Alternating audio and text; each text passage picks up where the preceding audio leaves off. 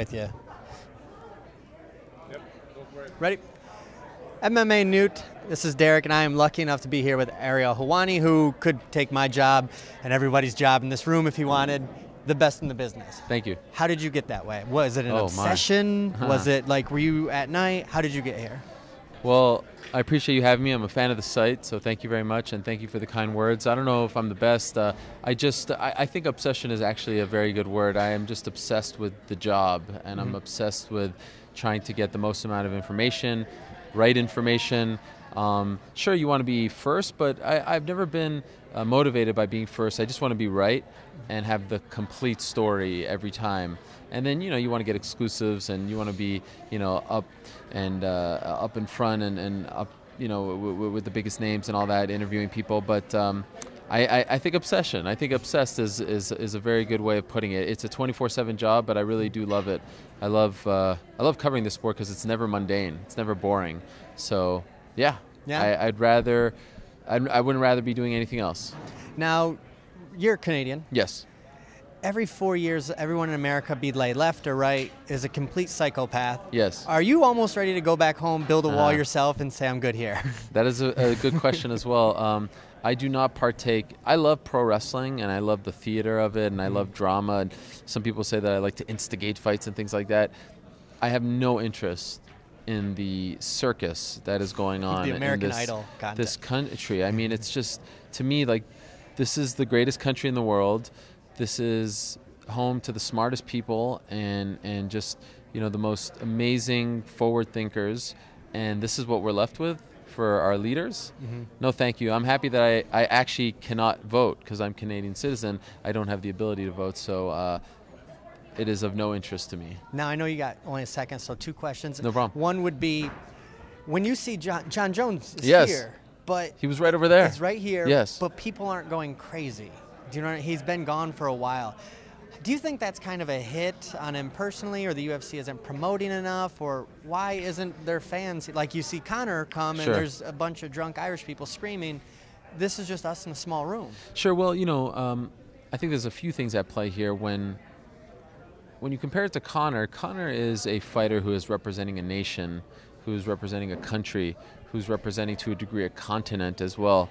Alex Gustafsson has that same sort of appeal. Now, they're both very different, they're both very different people and characters, but in America, they are somewhat spoiled because they have so many great athletes, from, LeBron James in basketball to Peyton Manning and Tom Brady to, the list goes on and on in every single sport. So for them, a great American star in MMA isn't something to go gaga over. In Ireland, their international superstars are few and far between. So you have a guy like him who comes over to the States and completely shakes up the game, transcends the sport as well. We saw that this week. They're going to travel and support and things like that. You saw that with GSP in Canada. Canadian fans would travel all over the place for him. American fans aren't quite like that. And, John has not been, I don't think he's been as open as Conor. He doesn't do as many interviews. He doesn't put himself out there. He doesn't take chances like Conor. And the UFC doesn't promote him as much for various reasons. So I think all those things combined lead to what you've witnessed. Now, you've always been professional and polite in your approach to things. It feels like John Jones hasn't done anything that your average trucker in America hasn't done. The difference is he's famous, so people throw him directly under the bus.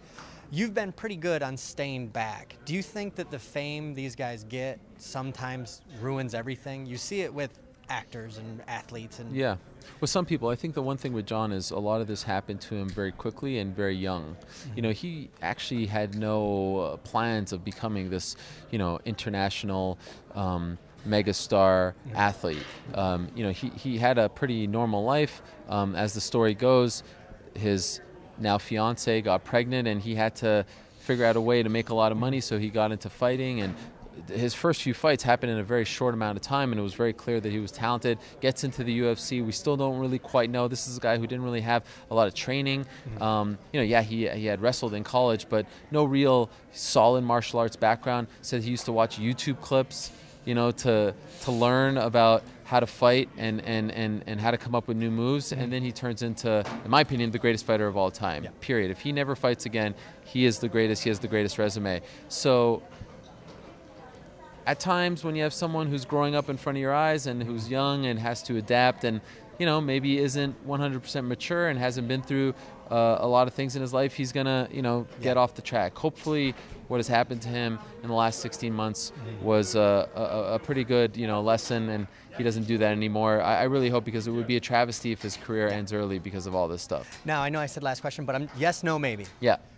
Is inundated as you are with mixed martial arts and fighting in general, do you ever get on YouTube and watch street fights or the world star hip hops, or are you just, that's not professional, I don't like watching people get head stomped? It's never been my thing. Great. It's never been my thing. I'm not a fan of that sort of thing.